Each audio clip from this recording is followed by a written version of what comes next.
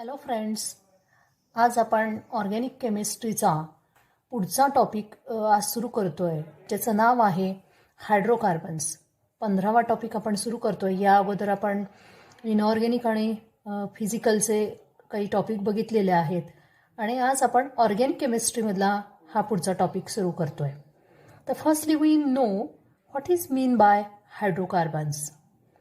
The name itself shows meaning of the hydrocarbon, that is hydrocarbon. Hydro means hydrogen and carbon means carbon. So we can say that the compounds which contains carbon and hydrogen only as an element, such type of compounds they are called as hydrocarbons. Hydrocarbon कुणाला म्हणायचं, तर ज्या कंपाऊंड्समध्ये फक्त carbon आणि hydrogen हे दोनच element त्या ठिकाणी प्रेझेंट असतात, अशा कंपाऊंड्सना आपण हायड्रोकार्बन्स असं म्हणतो. फॉर एक्झाम्पल, या ठिकाणी दिलेले एक्झाम्पल आहे ते CH4, that is methane. It is the example of alkane. दुसरं एक्झाम्पल आहे CH2 double bond CH2, that is इथिन. It is the example of alkene. Third example is CH triple bond CH, that is acetylene. It is the example of alkyne. And last one is C6H6, that is benzene, etc. तर हे आहे aromatic compoundचं example. तर या सगळ्या एक्झाम्पलमध्ये तुम्ही जर बघितलं तर all these compound contains only carbon and hydrogen as an element. या सगळ्या कंपाऊंडमध्ये तुम्हाला फक्त कार्बन आणि हायड्रोजन हे दोनच इलेमेंट त्यांच्या मॉलिक्युलर फॉर्म्युलेमध्ये तुम्हाला दिसत आहेत. तर अशा सगळ्या कंपाऊंडना ज्याच्यामध्ये कार्बन आणि हायड्रोजन हेच दोन इलेमेंट हे कन्स्टिट्युएंट असतात, त्यांना आपण हायड्रोकार्बन असं म्हणतो. मग हे हायड्रोकार्बन कुठं आढळतात, तर in nature these hydrocarbon they are widely observed in different forms.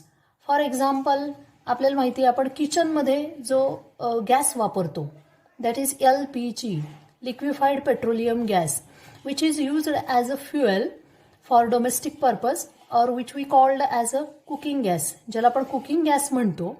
तर हा LPG म्हणजे तरी काय आहे, तर it is the mixture of butane and propane. Propane आणि ब्युटेन या दोन अल्केनचं ते मिक्सचर आहे. याच पद्धतीनं आपल्याला माहित आहे CNG, कॉम्प्रेस्ड नॅचरल गॅस, जो की आपण आपल्या चारचाकी वाहनांमध्ये आपण CNGचं सिलेंडर बसवून घेतो, आपल्याला माहित आहे. तर नॅचरल गॅस म्हणजे काय आहे, तर it is nothing but methane. तो मिथेन असतो. तर नॅचरल गॅस आपण कॉम्प्रेस करून आपल्या चारचाकी वाहनांसाठी वापरतो. याच पद्धतीनं आपण LNG, लिक्विफाईड नॅचरल गॅस, तो लिक्विड स्वरूपामध्ये सुद्धा वापरला जातो, त्याला आपण LNG असं म्हणतो. याशिवाय आपल्याला माहिती आहे की सगळे पेट्रोलियम प्रॉडक्ट जे आहेत ते are nothing but the hydrocarbons. आपण जर डिझेल किंवा गॅसोलिन वापरतो ते काय आहे, तर it is the mixture of alkanes. It contains near about 6 to 8 carbon alkanes. या पद्धतीनं आपल्याला माहिती आहे की डिझेल जे आहे, आपण वाहनांमध्ये जे डिझेल भरतो, ते डिझेल म्हणजे तरी काय आहे, it is also the mixture of alkanes.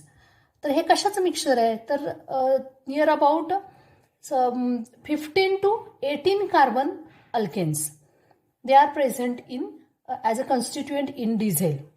याच पद्धतीनं आपल्याला वॅक्सेस माहिती आहेत. आता उदाहरणार्थ आपल्याला कमळाचं पान माहिती आहे. कमळाच्या पानावरती पाणी थांबत नाही हे आपल्याला माहिती आहे. कारण का, तर त्याच्या कमळाच्या पानावरती वॅक्सचं थिन असं कोटिंग असतं. मग हे वॅक्स काय आहे, तर हे नॅचरली नैसर्गिकरित्या त्याच्यावरती प्रेझेंट आहे.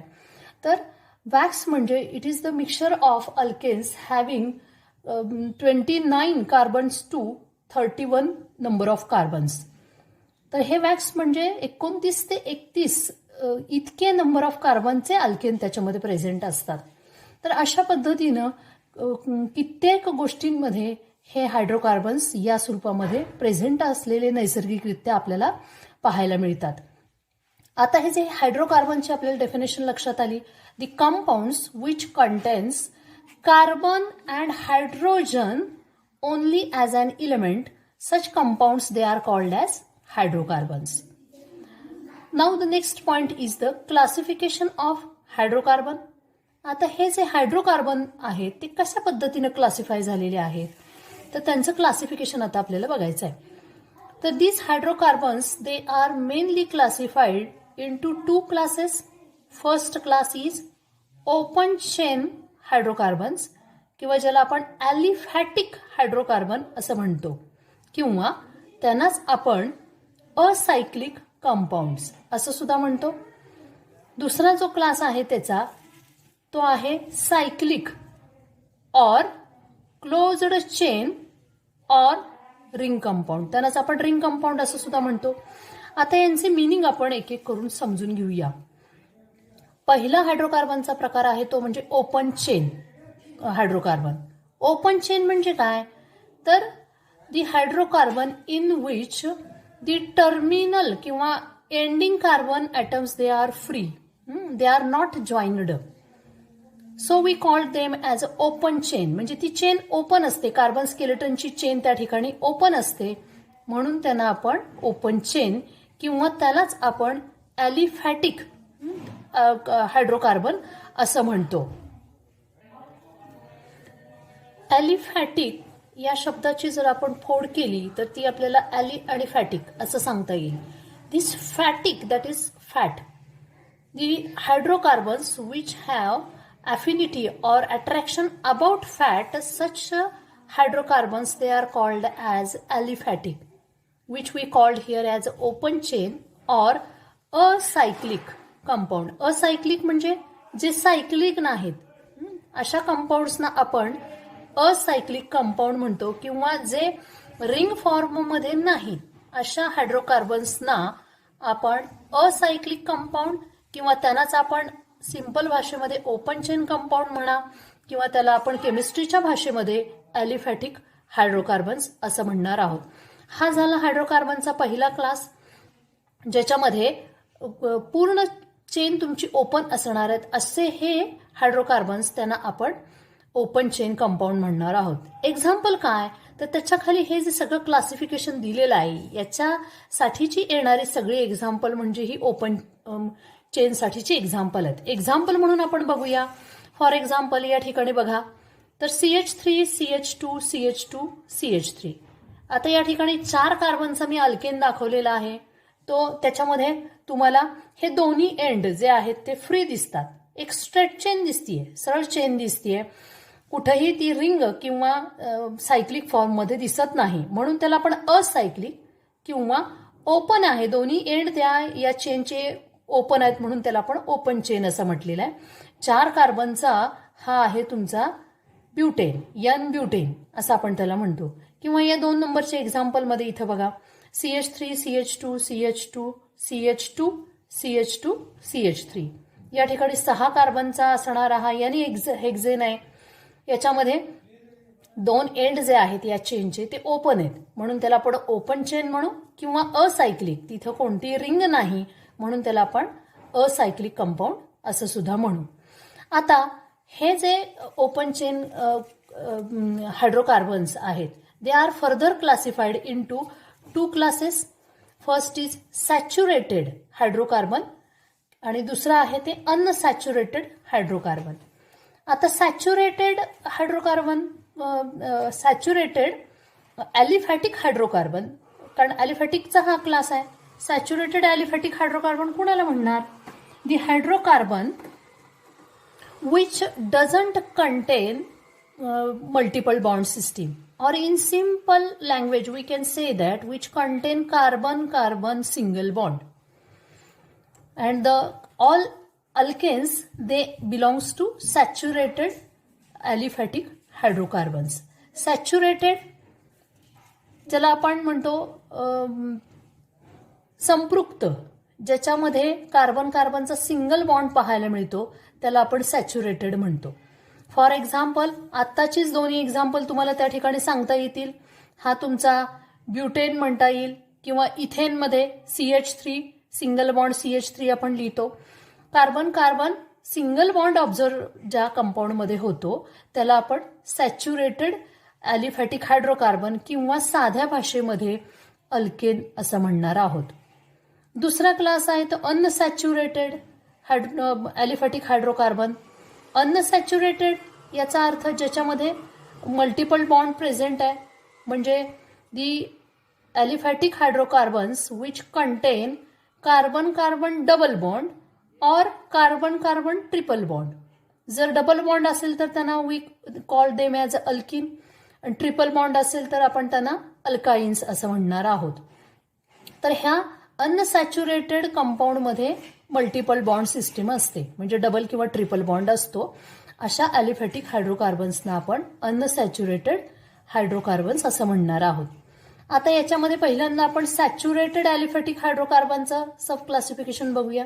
दिस saturated aliphatic hydrocarbon it is further classified as straight chain and branched chain. तर स्ट्रेट चेन ॲलिफॅटिक हायड्रोकार्बन कुणाला म्हणायचं? दी कंपाऊंड और the hydrocarbon in which the carbon atoms they are attached in a straight line और in a straight chain. We call them as a straight chain hydrocarbon.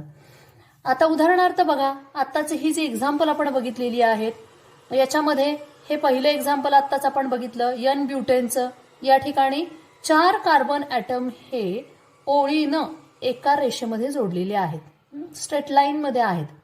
तिथं कुठंही तुम्हाला branching दिसत नाही, म्हणून यांना या एन ब्युटेनला आपण स्ट्रेट चेन ॲलिफॅटिक हायड्रोकार्बन म्हणणार आहोत. ॲलिफॅटिक का? कारण ओपन चेनचा तो प्रकार आहे आणि सगळे कार्बन ॲटम जे आहेत ते एकमेकाला एका सरळ रेषेमध्ये जोडलेले आहेत, कुठेही ब्रँचिंग नाही, म्हणून त्याला आपण स्ट्रेट चेन हायड्रोकार्बन असं म्हणणार आहे. दुसऱ्या एक्झाम्पलमध्ये पण तसंच आहे. एन हेक्झेनमध्ये सुद्धा 6 कार्बन ॲटम एका पुढे एक अशा सरळ रेषेमध्ये जोडलेले आहेत, त्यांना आपण स्ट्रेट चेन अल्केन असं म्हणतो. त्याच्यानंतरचा दुसरा जो क्लास आहे तो म्हणजे ब्रँच्ड चेन हायड्रोकार्बन. ब्रँच्ड चेन म्हणजे ज्याच्यामध्ये आपल्याला ब्रँचिंग पाहायला मिळतं, म्हणजे एक मेन चेन असते आणि त्याच्यावरती त्याला सब चेन्स किंवा सब ब्रँचिंग त्या ठिकाणी असतं, त्याला आपण ब्रँच्ड चेन हायड्रोकार्बन असं म्हणतो. एक्झाम्पल म्हणून आपण हे बघता येईल, या ठिकाणचा असणारा आयसोपेंटेन जो आहे त्याच्यामध्ये CH3 CH CH2 CH3 ही आपली मेन चेन आहे आणि त्याच्यावरती 2 नंबरच्या कार्बनवरती मिथाईल ग्रुपचं त्या ठिकाणी ब्रँचिंग असलेले दिसतं. तर म्हणून आपल्याला इथे ब्रँचिंग आहे, म्हणून आपण त्याला ब्रँच्ड चेन अल्केन किंवा ब्रँच्ड चेन हायड्रोकार्बन असं म्हणणार आहे.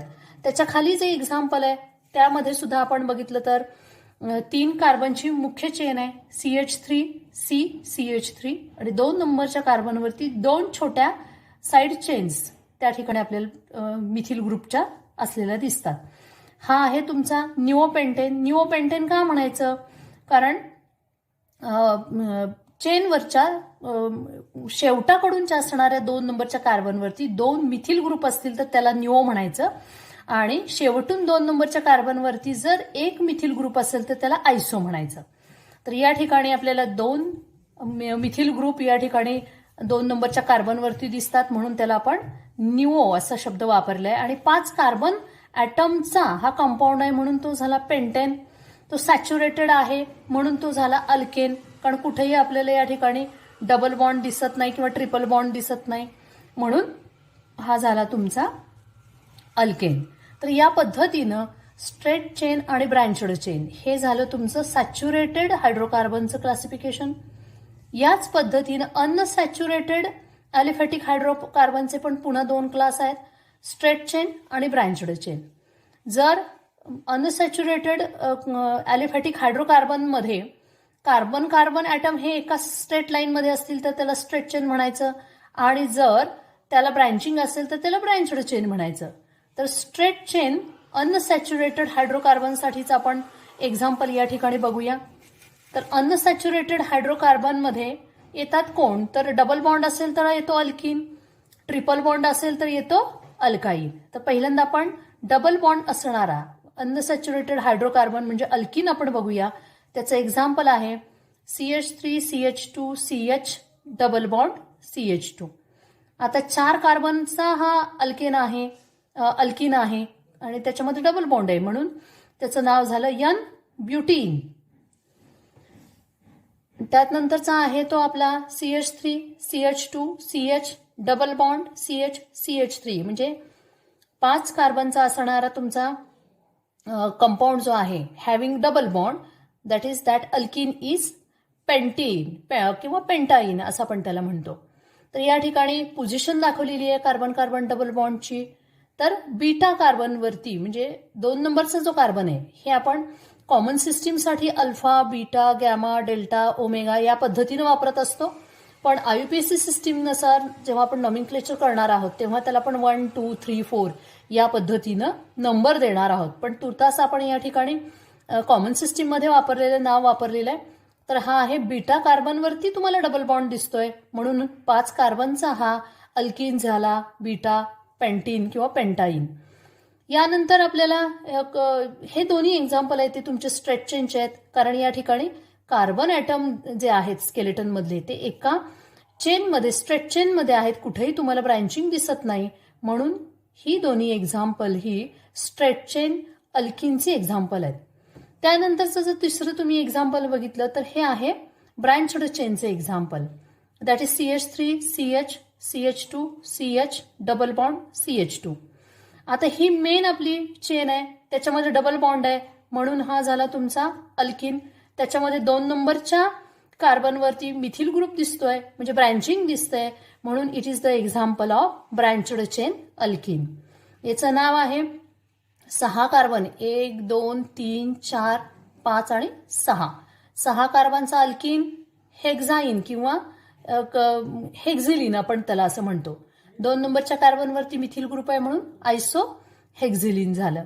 यानंतरचं एक्झाम्पल जे आहे त्या ठिकाणी बघा 2 नंबरच्या कार्बनवरती 2 मिथिल ग्रुप दिसत आहेत म्हणजे 2 ब्रँचिंग्स त्या ठिकाणी पाहायला मिळतात म्हणून तो झाला 6 कार्बनचा न्यूओ हेक्झिलिन. तर ही दोन्ही एक्झाम्पल जी आहेत ती झाली तुमची ब्रँच्ड चेन अल्किनसाठीची. याच पद्धतीनं आपल्याला अल्काईनसाठीचं सांगता येणार आहे. अल्काईनमध्ये फक्त काय असणार आहे, कार्बन कार्बन ट्रिपल बॉन्ड असणार आहे. फॉर एक्झाम्पल आता आपण मग वरती बघितलेलं आहे ते म्हणजे ऍसिटिलिनचं एक्झाम्पल आपल्याला त्या ठिकाणी सांगता येईल. CH triple bond CH. तर हा आहे ऍसिटिलिन. हे आपल्या अल्काईनसाठीचं एक्झाम्पल त्या ठिकाणी सांगता येईल. यानंतर हायड्रोकार्बनचा दुसरा क्लास जो आहे तो आहे cyclic or closed chain which we called as a ring compound, ज्याला आपण रिंग कंपाऊंड किंवा क्लोज्ड चेन म्हणतो. त्याच्या शब्दामध्येच त्याचं मिनिंग आहे. क्लोज्ड चेन म्हणजे त्या ठिकाणी जे कार्बन स्केलेटन आहे हायड्रोकार्बनमधलं तर त्याच्यामधले दोन्ही एंड जे आहेत ते एकमेकाला फ्यूज झालेले आहेत आणि त्याच्यामुळं रिंग स्ट्रक्चर फॉर्म झालेलं आहे म्हणून त्याला आपण रिंग कंपाऊंड असं म्हणतो किंवा त्याला आपण सायक्लिक असा शब्द वापरलेला आहे. तर त्याचं एक्झाम्पल आपण बघूया. सायक्लिक किंवा त्याला आपण क्लोज्ड चेन किंवा त्याला आपण रिंग कंपाऊंड असं म्हणतो. फॉर एक्झाम्पल या ठिकाणी जर तुम्ही बघितलं तर या ठिकाणचा हा सायक्लोप्रोपेन एक्झाम्पल दिलेला आहे, that is CH2, CH2, CH2. तर हे 3 कार्बन जे आहेत हे 3 कार्बन या पद्धतीनं they form a ring structure आणि हे तुमच्या बॉन्डलाईन फॉर्ममध्ये आपण या पद्धतीने त्रिकोणाच्या स्वरूपात दाखवू शकतो. हे झालं बॉन्डलाईन फॉर्म आणि हा झाला स्ट्रक्चरल फॉर्म्युला. हे आपण या अगोदर 10वी मध्ये पण कशा पद्धतीनं मोलिक्युलर फॉर्म्युला रिप्रेझेंट करायचा हे पाहिलेलं आहे. तर हे बॉन्डलाईन पद्धतीनं रिप्रेझेंटेशन आहे आणि हा ॲक्च्युअल स्ट्रक्चरल फॉर्म्युला रिप्रेझेंटेशन आहे. तर यामध्ये जर तुम्ही पाहिलं तर ही जी चेन आहे 3 कार्बनची ती त्या ठिकाणी रिंग फॉर्ममध्ये तुम्हाला दिसते. म्हणजे हे 2 एंड जे आहेत ते एकमेकाला जोडलेले आहेत त्यामुळे रिंग स्ट्रक्चर तयार झालेलं आहे. हे जर तुमचं ओपन चेन असतं तर त्या ठिकाणी तुम्हाला CH3, CH2, CH3 या पद्धतीनं तुम्हाला प्रोपेन ऑब्झर्व झाला असता. पण त्या ठिकाणी हे दोन्ही एंड आहेत ते त्या ठिकाणी एकमेकाला जोडून त्या ठिकाणी सायक्लिक स्ट्रक्चर झालेलं आहे तयार. म्हणून त्याला आपण आता नुसतं प्रोपेन न म्हणता त्याला आपण सायक्लोप्रोपेन असं म्हणणार आहे, कारण याच्यामध्ये सायक्लिक स्ट्रक्चर तुम्हाला पाहायला मिळालेलं आहे, रिंग फॉर्म झालेली आहे म्हणून त्याला आपण सायक्लो असा प्रिफिक्स त्या ठिकाणी वापरणार आहोत. तर हे झालं सायक्लोप्रोपेन. याच पद्धतीनं दुसरं जर एक्झाम्पल तुम्ही या ठिकाणी पाहिलं तर 4 कार्बनचा असणारा हा तुमचा ब्युटेन आहे, पण या ठिकाणी क्लोज्ड चेन क्लोज झालेली आहे आणि यामुळे तुम्हाला हे सायक्लिक स्ट्रक्चर मिळालेलं आहे 4 कार्बनचं, म्हणून त्याला आपण सायक्लोब्युटेन असं म्हणणार आहे. CH2 CH2 CH2 CH2 या ठिकाणी एंड कोणतंही ओपन नाही, त्याच्यामुळे तुम्हाला सायक्लिक स्ट्रक्चर दिसतं. तर हे स्ट्रक्चरल फॉर्म्युला आपण बॉन्ड लाईनच्या स्वरूपामध्ये इथं दाखवलेला आहे. तर या सायक्लिक फॉर्म मधल्या हायड्रोकार्बनना आपण सायक्लिक किंवा रिंग कंपाऊंड असं म्हणतो. आता हे रिंग कंपाऊंड जे आहेत दे are further classified into 2 sub classes. पहिला क्लास आहे सॅच्युरेटेड सायक्लिक हायड्रोकार्बन किंवा त्याला आपण ॲलिसायक्लिक असा शब्द वापरणार आहे. तर ॲलिसायक्लिक याची फोड करता येईल ॲली आणि सायक्लिक. दी सायक्लिक कंपाऊंड या ॲलिसायक्लिकचं मिनिंग आपल्याला सांगता येईल. The cyclic compounds which resembles with aliphatic compounds. म्हणजे आत्ताचे आपण जे बघितले ओपन चेन कंपाऊंड त्यांच्यासारखं यांचे गुणधर्म असतात, पण ते सायक्लिक स्वरूपामध्ये असतात. त्यांचं स्ट्रक्चर हे सायक्लिक असतं, म्हणून त्याला आपण ॲलिसायक्लिक असं म्हणतो. म्हणून आपण सॅच्युरेटेड सायक्लिक कंपाऊंड त्यांना आपण ॲलिसायक्लिक असा शब्द वापरतो. आणि ॲलिसायक्लिकचं मिनिंग आपण काय सांगितलं, the cyclic compound which resembles with aliphatic compound, such compounds they are called as alicyclic compounds. आता याच्यानंतर पुढचा जो क्लास आहे तो अनसॅच्युरेटेड सायक्लिक कंपाऊंड्स. अनसॅच्युरेटेड याचा अर्थ काय आहे, तर त्याच्यामध्ये कार्बन कार्बन डबल आणि ट्रिपल बॉन्ड असणार आहे. जसं आता आपण बघितलं की ॲलिसायक्लिकमध्ये कार्बन कार्बन सिंगल बॉन्ड असणार आहे, कारण तो सॅच्युरेटेड सायक्लिक कंपाऊंड आहे. सॅच्युरेटेड आहे याचाच अर्थ कार्बन कार्बन सिंगल बॉन्ड त्या ठिकाणी असणार आहे. अनसॅच्युरेटेड सायक्लिक कंपाऊंडमध्ये तुम्हाला कार्बन कार्बन मल्टिपल बॉन्ड म्हणजे डबल बॉन्ड असेल तर त्याला तुम्ही अल्किन म्हणणार आहात आणि ट्रिपल बॉन्ड असेल तर अल्काईन म्हणणार आहात. मग ते सायक्लिक फॉर्ममध्ये असणार आहे, त्यामुळे आपल्याला सायक्लो हा शब्द पुढे लावावा लागणार आहे. This unsaturated cyclic compound they are further sub classified as aromatic and non aromatic. आता ॲरोमॅटिक हायड्रोकार्बन किंवा ॲरोमॅटिक सायक्लिक हायड्रोकार्बन याचा आपल्याला पहिल्यांदा मिनिंग लक्षात घेतलं पाहिजे की ॲरोमॅटिक म्हणजे काय. Aroma means odour. The compounds which have specific odour they are called as aromatic compound and they contains always multiple bond. Particularly they contain carbon carbon double bond in their structure. These aromatic compound they are further classified as benzenoid and non-benzenoid. आता aromatic साठीचं example आपल्याला सांगा म्हटलं तर लगेच आपल्या डोळ्यासमोर काय येतं, बेन्झिन रिंग येते. बेन्झिन रिंग मध्ये त्याचा फॉर्म्युला आपण नेहमी लिहितो C6H6 असं त्या ठिकाणी आपण लिहित असतो. तर याच्यामध्ये जर बघितलं तर तुम्हाला alternate single double single double असा बॉन्ड दिसतो. हा डबल बॉन्ड मग सिंगल मग डबल सिंगल डबल सिंगल. तर ह्या कंपाऊंड्सना विशिष्ट असा ओडर किंवा वास असतो, म्हणून त्याला आपण ॲरोमॅटिक कंपाऊंड असं म्हणतो.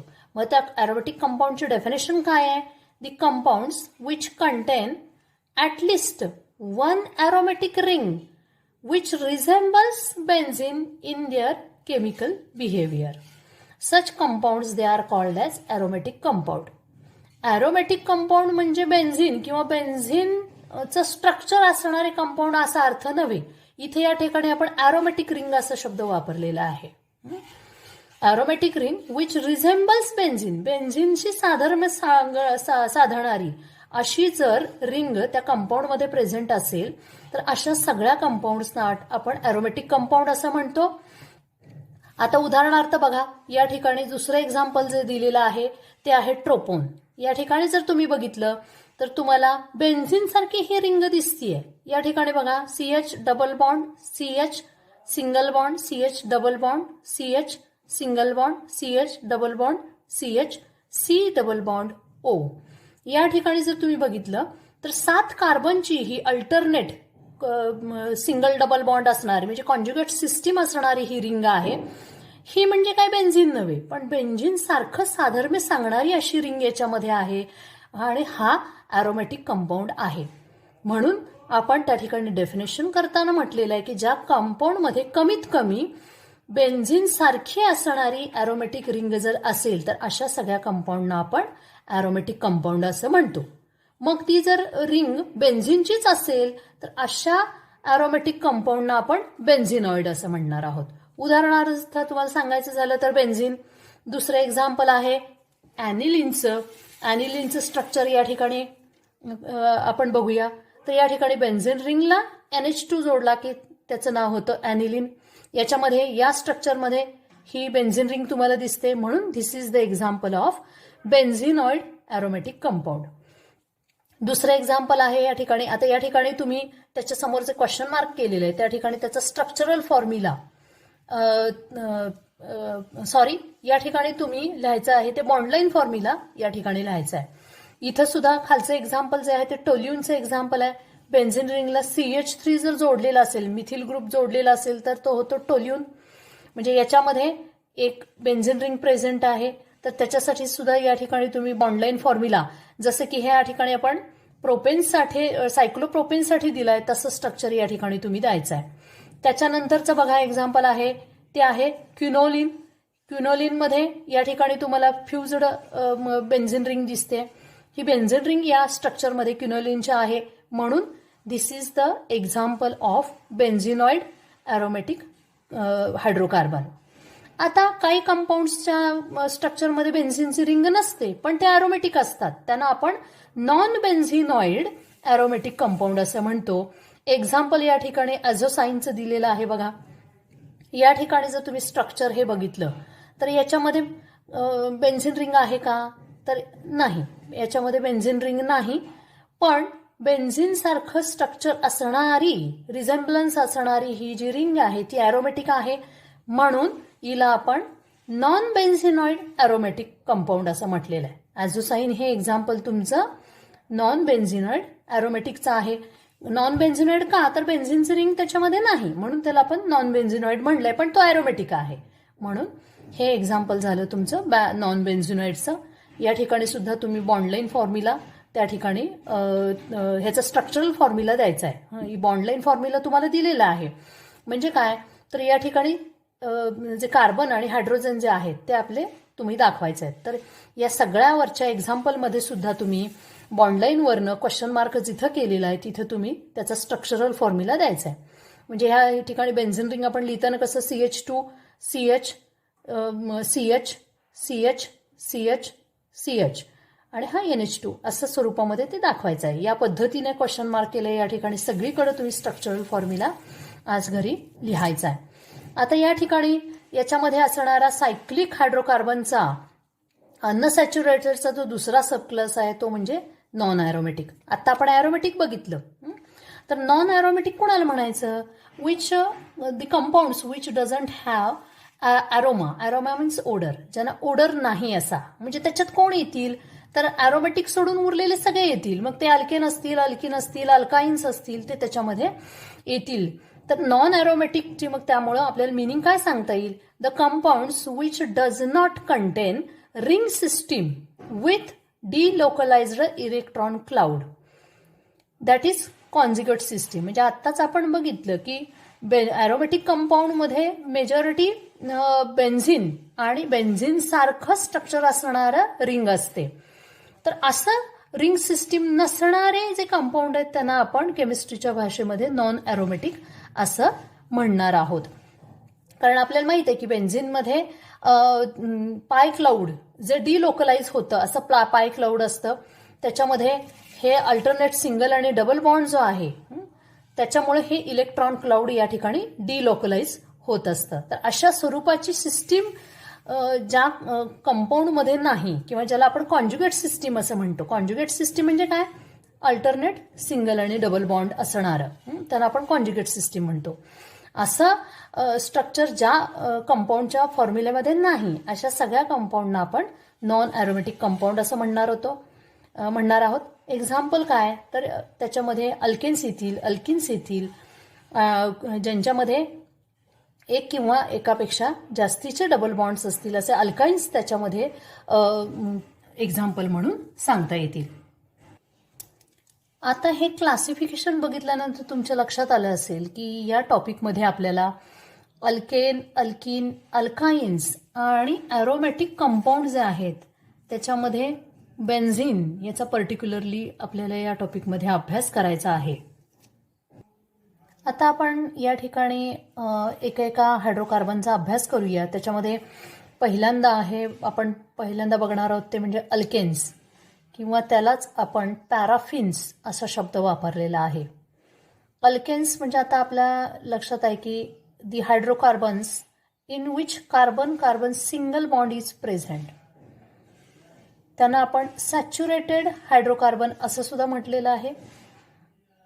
तर याच्यामध्ये आपल्याला पहिल्यांदा आपण अल्केन्सचं डेफिनेशन बघूया आणि मग पॅराफिनची आपण मिनिंग त्या ठिकाणी समजून घेऊयात. तर अल्केनची डेफिनेशन आहे, alkanes are aliphatic saturated hydrocarbons. आत्ताच आपण क्लासिफिकेशनमध्ये बघितलं की ॲलिफॅटिक म्हणजे ओपन चेन असणारे आणि सॅच्युरेटेड म्हणजे कार्बन सिंगल बॉन्ड असणारे असे जे हायड्रोकार्बन्स आहेत त्यांना आपण अल्केन्स म्हणतो. म्हणून त्याची डेफिनेशन झाली, alkanes are aliphatic saturated hydrocarbons containing carbon and carbon hydrogen single bond. Example आपण बघितलं होतं आत्ता प्रोपेनचं, CH3 हे प्रोपेनचे एक्झाम्पल. किंवा या ठिकाणी बघूया ब्युटेन दाखवला मी, CH3 CH3 हा आपला अल्केन आहे. 4 कार्बनचा अल्केन कोणता, ब्युटेन. तो स्ट्रेट चेनमध्ये आहे सगळे कार्बन ॲटम म्हणून त्याला N वापरलेला आहे. N butane, N it means normal chain या ठिकाणी त्याला N त्यासाठी वापरलं जातं, N ब्युटेन. तर आपण अल्केन म्हणजे काय, तर alkanes they are the aliphatic, open chain आहेत, सॅच्युरेटेड आहेत का, आहेत. कार्बन तुम्हाला सिंगल बॉन्ड दिसतोय किंवा कार्बन आणि हायड्रोजनमध्ये सुद्धा सिंगल बॉन्ड असणारा त्याला आपण सॅच्युरेटेड हायड्रोकार्बन म्हणून त्याला आपण अल्केन असं म्हटलेलं आहे. म्हणजे अल्केनची डेफिनेशन या ठिकाणी आपण बघितली, alkanes are aliphatic saturated hydrocarbons containing carbon single bond, carbon hydrogen single bond, they are called as alkanes. तर ही झाली अल्केन्सची डेफिनेशन. आता या अल्केन्सना पॅराफिन्स असा सुद्धा शब्द वापरला जातो. पॅराफिन याचा अर्थ काय, तर it is the combination of 2 words which are taken from Latin word.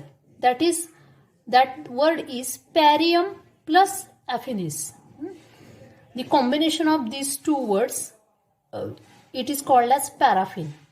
तर त्याच्यामध्ये पॅरियम आणि ॲफिनस हे जे 2 शब्द आहेत, लॅटिन शब्द आहेत, त्याच्यातल्या पॅरियमचा शब्दाचा अर्थ आहे लिटिल आणि ॲफिनिसचा अर्थ आहे ॲफिनिटी, किंवा आपण त्याला मराठीमध्ये अट्रॅक्शन असं, आकर्षण असं म्हणतो.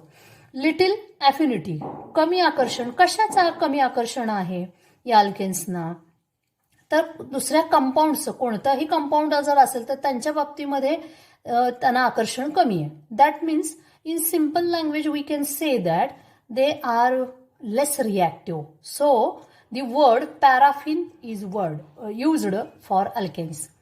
अल्केन्सना पॅराफिन असा सुद्धा शब्द वापरला जातो कारण due to their less reactivity towards other compounds. इतर कंपाऊंड बरोबर ते फारसे रिॲक्शन द्यायला उत्सुक नसतात, याचाच अर्थ त्यांना त्यांच्याबद्दल कमी आकर्षण असतं, लेस ॲफिनिटी असते, म्हणून त्यांना पॅराफिन्स असं सुद्धा म्हटलं जातं. These alkanes they are represented by general formula CnH2n+2. आता हे 10वी मध्ये आपल्याला झालेलं आहे. CnH2n+2 या ठिकाणी N जो आहे it indicates the number of carbon atom. Carbon ॲटमची संख्या दर्शवतो N. फॉर एक्झाम्पल या ठिकाणी बघा ब्युटेनचंच एक्झाम्पल इथं आहे. तर या ठिकाणी कार्बनची संख्या किती आहे, तर 4 आहेत. 4 कार्बन आहेत म्हणून Nची किंमत 4 झाली. तर याचा फॉर्म्युला काय होईल, C4 आणि हायड्रोजनची संख्या अर्थातच किती 4 2 8 अधिक 2 10 आहे का बघा. हे 3 3 6 आणि 4 10. तर अशा पद्धतीनं अल्केनसाठीचा या ठिकाणी जनरल फॉर्म्युला येतो CnH2n+2.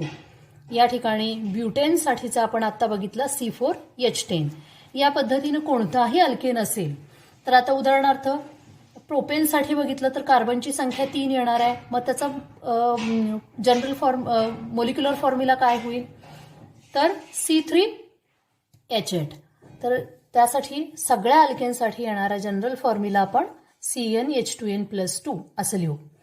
आता हा जो जनरल फॉर्म्युला आहे त्याचं जनरल रिप्रेझेंटेशन जे आहे ते कशा पद्धतीने केलं जातं अल्केनसाठीचं तर ते सिम्पली तुम्ही आर इंडिकेट्स अल्किल ग्रुप म्हणजे तुमचा मिथाईल इथाईल प्रोपाईल या पद्धतीनं. कारण अल्केन आपल्याला होमोलोगस सिरीज अल्केनची माहिती आहे methane ethane propane butane pentane hexane heptane octane nonane decane या पद्धतीनं किमान 10 कार्बन ॲटम पर्यंतचे अल्केन आपल्याला माहिती आहेत. किंवा तर alkane they are represented as RCH3. तर या ठिकाणी आर म्हणजे अल्किल ग्रुप ठेवा त्याला CH3 जोडला की आता उदाहरणार्थ याच्यामध्ये CH3 ठेवला तर तो होईल इथेन.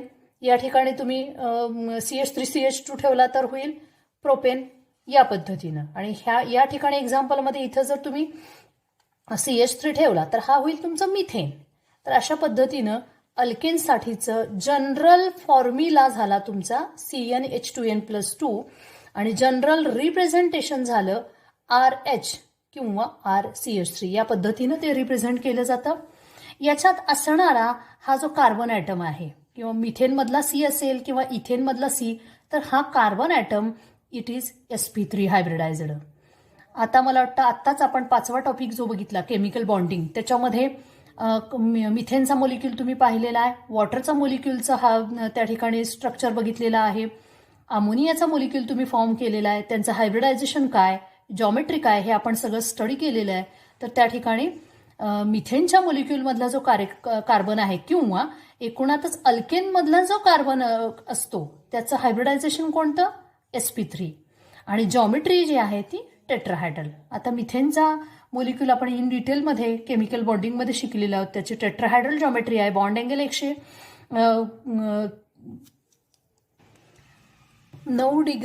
109 डिग्री हा आपण त्या ठिकाणी त्याचा बॉन्ड अँगल बघितलेला आहे. तर आज तुम्ही होमवर्कसाठी म्हणून मिथेनचा मोलिक्यूल कसा फॉर्म झाला हे 5व्या प्रकरणातलं भाग जो आहे तो वाचून काढायचा आहे. यानंतर आज आपल्याला पुढचा पॉईंट बघायचा आहे that is isomerism in alkanes. अल्केन्समध्ये असणारं आयसोमेरिझम कशा पद्धतीचं असतं तर पहिल्यांदा आपण आयसोमेरिझम म्हणजे काय त्याची डेफिनेशन बघूया. तर आयसोमेरिझम म्हणजे 2 or more compounds which have same molecular formula they are called as isomers of each other and the phenomenon is called as isomerism. Isomerism म्हणजे काय तर 2 किंवा 2 पेक्षा जास्तीचे कंपाऊंड ज्यांचा मॉलिक्युलर फॉर्म्युला सेम आहे त्यांना आपण एकमेकाचे आयसोमर्स आहेत असं म्हणतो आणि त्या फेनॉमेननला आपण आयसोमेरिझम असं म्हणतो. आता आपण आयसोमेरिझम म्हणजे काय हे बघितलं. आता आयसोमेरिझमचे प्रकार जे आहेत ते आपण समजून घेऊयात. तर isomerism it is sub classified as a structural isomerism आणि second one is stereo isomerism. तर याच्यामध्ये स्ट्रक्चरल आयसोमेरिझम कुणाला म्हणायचं तर आत्ताच आपण बघितलं की आयसोमेर्स कुणाला म्हणायचं तर compounds which have same molecular formula such compounds they are the isomers of each other. आता स्ट्रक्चरल आयसोमर्स कुणाला म्हणायचं the compounds that may be 2 or more compounds which have same molecular formula. MF म्हणजे molecular formula but different structural formula. SF म्हणजे structural formula. 2 or more compounds which have same molecular formula but different structural formula they are called as structural isomers of each other and the phenomenon is called as structural isomerism. म्हणजे structural आयसोमर कुणाला म्हणायचं तर ज्या कंपाऊंडचे मग ते 2 किंवा 2 पेक्षा जास्तीचे कंपाऊंड असतील ज्यांचा मॉलिक्युलर फॉर्म्युला सेम येतो पण स्ट्रक्चरल फॉर्म्युला मात्र डिफरंट असतो अशा कंपाऊंड्सना आपण स्ट्रक्चरल आयसोमर्स किंवा असं म्हणतो आणि त्या फेनॉमेननला आपण स्ट्रक्चरल आयसोमेरिझम असं म्हणतो. फॉर एक्झाम्पल आपण एक्झाम्पल घेऊया ब्युटेनचं. ब्युटेनचा मोलिक्युलर फॉर्म्युला काय? C4H10. 4 कार्बनचं ब्युटेन. पण त्याचा या ठिकाणी जे 2 एक्झाम्पल तुम्हाला दाखवले दोन्ही ब्युटेनच आहेत. याचाही मोलिक्युलर फॉर्म्युला C4H10च आहे. या कंपाऊंडचा सुद्धा मोलिक्युलर फॉर्म्युला C4H10 आहे, पण त्यांचं स्ट्रक्चरल फॉर्म्युला वेगळा आहे. या ठिकाणी जर बघितलं तर या ब्युटेनच्या मॉलिक्युलमध्ये 4 कार्बन ॲटम एकमेकाला जोडून स्ट्रेट लाईनमध्ये आहेत. तर दुसऱ्या एक्झाम्पलमध्ये जर तुम्ही बघितलं तर ब्रँचिंग असलेलं दिसतं. म्हणजे स्ट्रक्चरमध्ये फरक आहे पण मोलिक्युलर फॉर्म्युला सेम आहे, म्हणून दे are the isomers of each other. More particularly, we can say that they are the structural isomers of each other because their molecular formula same, but structural arrangement किंवा structural formula is different. So we can say that these are the structural isomers of each other, and this phenomenon is called as structural isomerism. Now this structural isomerism, it is further subclassified into 5 classes. First class is the chain isomerism. Second one is position isomerism. Third one is functional isomerism. Fourth one is metamerism. And fifth is tautomerism. These are the 5 subclasses of structural isomerism. We have to know the meaning of these isomers one by one. Here, first subclass of structural isomerism is chain isomerism. What is the meaning of chain isomerism? As it is the subclass of structural isomerism, the definition of chain isomerism, it can be given as 2 or more compounds which have same molecular formula but different carbon skeleton. Such structural isomers, they are called as chain isomers, and the phenomenon is called as chain isomerism. Chain isomers कुणाला म्हणायचं तर ज्या कंपाऊंडचा molecular formula same असतो पण चेनचं carbon चेनचं skeleton वेगळं असतं त्यांना आपण चेन आयसोमेरिझम असं म्हणतो. And particularly alkanes shows chain isomerism. तर अल्केन्स जे आहेत ते पर्टिक्युलरली चेन आयसोमेरिझम दाखवतात. फॉर एक्झाम्पल आपण एक्झाम्पल आता बघूयात ते म्हणजे 4 कार्बन असणाऱ्या ब्युटेनचं C4H10. ब्युटेनसाठीचं आपण हे एक्झाम्पल बघूया. तर चेन आयसोमेरिझम म्हणजे आपल्या लक्षात आलं आहे ते compounds having same molecular formula but different carbon skeleton. तर त्यासाठी ही 2 एक्झाम्पल पुन्हा एकदा आपण बघतोय. तर या ठिकाणी पहिल्या एक्झाम्पलमध्ये 4 कार्बन ॲटम जे आहेत ते एका सरळ रेषेमध्ये तुम्हाला दिसत आहेत. म्हणजे कार्बनचं स्केलेटन जे आहे, कार्बनचं स्केलेटन म्हणजे कार्बनचा सांगाडा म्हणू थोडक्यात. तर या ठिकाणी 4 कार्बन ॲटम हे एकमेकाला एका पुढे एक असे सरळ रेषेमध्ये जोडलेले आहेत, स्ट्रेचनमध्ये जोडलेले आहेत. त्यामुळे त्याला आपण म्हटलेलं आहे n butane. N stand for normal. यांचं मिनिंग आहे नॉर्मल, म्हणजे नॉर्मल सरळ एका रेषेमध्ये हे 4 कार्बन ॲटम आहेत म्हणून त्याला आपण एन ब्युटेन. दुसऱ्या एक्झाम्पलमध्ये बघा तर 3 कार्बन ॲटम हे एका सरळ चेनमध्ये आहेत, मात्र 2 नंबरच्या कार्बनवरती तुम्हाला 1 कार्बन ॲटम दिसतोय. म्हणजे याचं कार्बनचं स्केलेटन जे आहे ते जर बघितलं तर 3 कार्बनची मुख्य चेन आणि त्याच्यावरती 2 नंबरच्या कार्बनवरती तुम्हाला ब्रँचिंग दिसतंय. म्हणजे कार्बनच्या सांगाड्यामध्ये फक्त बदल दिसतोय. त्याचा मॉलिक्युलर फॉर्म्युला सेमच आहे. दोन्हीचा मॉलिक्युलर फॉर्म्युला C4H10 असाच आहे, बट डिफरंट कार्बन स्केलेटन. कार्बनचं स्केलेटन मात्र तुम्हाला वेगळं असलेलं दिसतं. So these 2 they are the chain isomers of each other. Chain लेंथमध्ये, चेन स्केलेटनमध्ये त्याचा फरक आहे. मॉलिक्युलर फॉर्म्युला तोच आहे म्हणून त्यांना एकमेकाचे चेन आयसोमर्स म्हणायचं. And this phenomenon is called as chain isomerism. आता या ठिकाणी तुम्हाला याच पद्धतीनं जास्तीचे कार्बन ॲटम असणारे एक्झाम्पल घेऊन त्याचे असणारे पॉसिबल चेन आयसोमर्सचे स्ट्रक्चर्स त्या ठिकाणी काढायचं आहे. इथं मी काढले ब्युटेनसाठी, तसं तुम्ही पेंटेनसाठी, हेक्झेनसाठी आता होमवर्क दिलेलंच आहे तुम्हाला. Write the structural isomerism. Structural isomerism का म्हटलंय, कारण त्याचाच प्रकार आहे तो म्हणजे तुमचं चेन आयसोमेरिझम. स्ट्रक्चरल आयसोमेरिझम देताय म्हणजेच तुम्ही त्या ठिकाणी अल्केन्ससाठी, alkanes particularly shows chain isomerism. तर structural isomerism for the alkanes having molecular formula C5H12. That is पेंटेनसाठीचं तुम्ही या पद्धतीनं पॉसिबल असणारे आयसोमर्स त्या ठिकाणी द्यायचे आहेत. याच पद्धतीनं तुम्ही 6 कार्बनसाठी 7 कार्बन असणाऱ्या अल्केनसाठी हे स्ट्रक्चरल आयसोमर्स त्या ठिकाणी देऊ शकता. आजच्या तासाला आपण हायड्रोकार्बन्स या टॉपिकला सुरुवात केली. त्याच्यामध्ये हायड्रोकार्बनचं पहिल्यांदा मिनिंग समजून घेतलं. त्यानंतर आपण हायड्रोकार्बनचं क्लासिफिकेशन बघितलेलं आहे आणि त्यानंतर हायड्रोकार्बनचा पहिला प्रकार म्हणजे अल्केन, त्याला आपण सुरुवात केली आहे. त्याच्यामध्ये अल्केन त्यांची वैशिष्ट्य, तो कशा पद्धतीनं अल्केन्स रिप्रेझेंट करायचे हे आपण त्या ठिकाणी पाहिलं. आणि अल्केनमध्ये असणारं जे आयसोमेरिझम आहे ते अल्केन्स कोणत्या पद्धतीचं आयसोमेरिझम दाखवतात, तर particularly they show structural isomerism, in that they show the chain isomerism particularly. तर त्या चेन आयसोमेरिझम बद्दलची आपण त्या ठिकाणी माहिती घेतलेली आहे. आता आयसोमेरिझमचे जे बाकीचे जे प्रकार आहेत, उदाहरणार्थ स्ट्रक्चरल आयसोमेरिझम मधला पोझिशन आयसोमेरिझम, फंक्शनल आयसोमेरिझम किंवा मेटामेरिझम, टॉटोमेरिझम हे आपण वेगवेगळ्या प्रकरणांमध्ये त्यावेळेस बघणारच आहोत. शिवाय स्टिरिओ आयसोमेरिझमचे 2 प्रकार आहेत, जिओमेट्रिकल आणि ऑप्टिकल आयसोमेरिझम, ते सुद्धा इतर प्रकरणामध्ये पाहणार आहोत. पण आपल्याला अल्केनच्या संदर्भामध्ये जो आपल्याला आयसोमेरिझम बघायचं आहे ते म्हणजे चेन आयसोमेरिझम, तेही आज आपण या ठिकाणी पाहिलेलं आहे. तर होमवर्कसाठी तुम्ही कार्बन नंबर 5, 6, 6, 7 म्हणजे पेंटेन हेक्झेनसाठी तुम्ही पॉसिबल असणारे चेन आयसोमर्स किंवा ज्याला आपण स्ट्रक्चरल आयसोमर्स म्हणतोय ते तुम्ही त्या ठिकाणी घरी वहीवरती त्याचे स्ट्रक्चर्स काढायचे आहेत.